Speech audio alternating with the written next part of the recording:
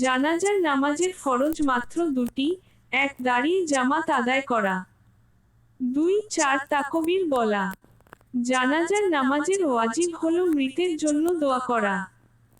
জানাজার নামাজের সুন্নাত হলো: এক, ছানা পড়া; দুই, দরুদ পড়া; তিন, দোয়া পড়া।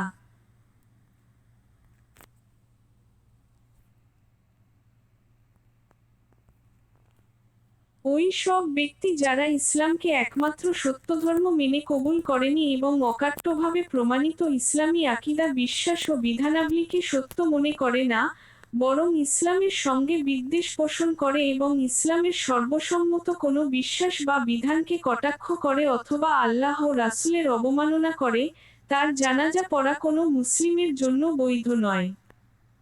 কোরআনে কারিমে এই বিষয়ে কঠোর নিষেধাজ্ঞা রয়েছে। রাসূলুল্লাহ সাল্লাল্লাহু আলাইহি ওয়াসাল্লাম একদা জনৈক ইসলামবিদ্বেষীর জানাজা পড়ে ফেলেছিলেন।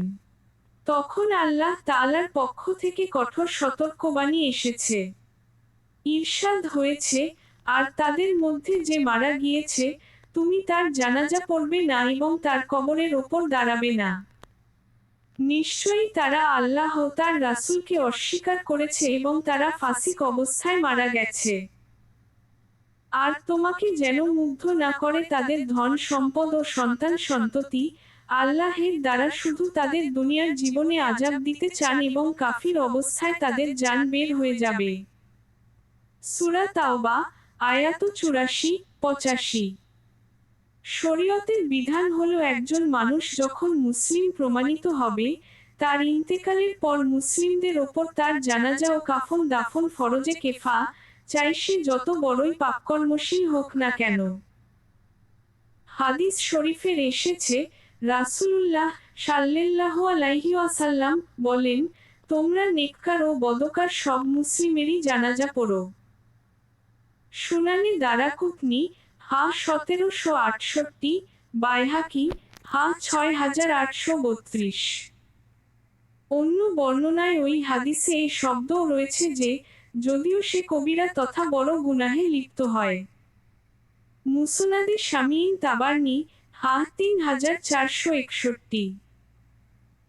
কিন্তু শরীয়ত এখানে একটি নীতি নির্ধারণ করেছে, তা হচ্ছে যেসব মুসলিম নারী পুরুষ প্রকাশ্যে বড় গুনাহ তথা ব্যভিচার, খুন খারাবি, চুরি ডাকাতি ইত্যাদিতে লিপ্ত থেকে তাওবা ছাড়া মারা যাবে তাদের জানাজা পড়তে হবে, তবে সমাজের গণ্যমান্য নেককার ব্যক্তিরা ও নেতৃস্থানীয় আলেমরা তাদের জানাজায় শরীক হওয়া থেকে বিরত থাকবে।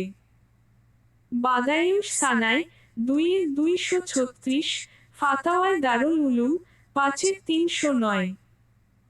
এর কারণ এই নয় যে মৃত পাপীকে ঘৃণা করা হচ্ছে, বরং কারণ হলো, যাতে জীবিত পাপিষ্ঠদের পাপকর্মের দুঃসাহসিকতা না বেড়ে যায় এবং ভবিষ্যতের জন্য অন্য পাপিষ্ঠরা যেন এটা ভেবে সাবধান হয়ে পাপাচার থেকে ফিরে আসে যে আমি মারা গেলেও তো নেককার ব্যক্তিরা আমার জানাজা পড়বে না।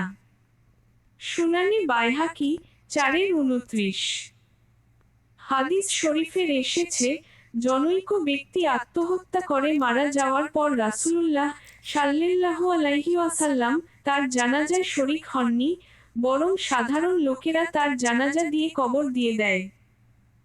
মুসলিম, হা 2152, সুনান আন-নাসাই, হা 1968।